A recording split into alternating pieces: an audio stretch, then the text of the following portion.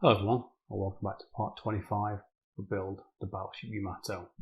Okay, so you can see I've got the superstructure and the bridge and the YAMATO on my table. And if anybody's been following my series of building YAMATO for the last 3 or 4 videos, I've been working mainly on the hull and obviously I'm working on that.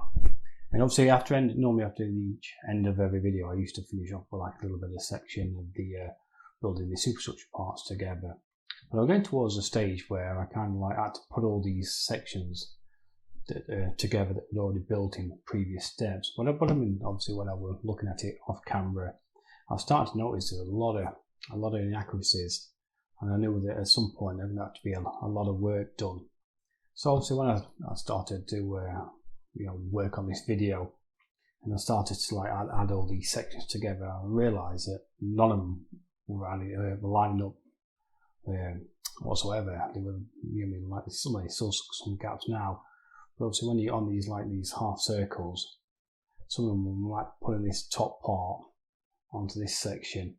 It was like an overhanger, like a mill. And obviously when you got a die cast part like this, an overhanger a mill is it's not great. So what I'm about to do was, obviously when I started to glue them all together, I actually had to get my obviously drum sanding attachment, and I had to really work it into these sections.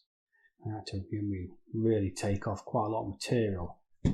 So I'm going to show you that process in a minute. It's a little bit different to how I normally present my videos, but sometimes when all you can hear is like obviously just the sanding wheel going off, I just slightly did it a bit different, where I just kind of like put a little bit of backing track on, and you can kind of just watch the process rather than me talking all the way through it.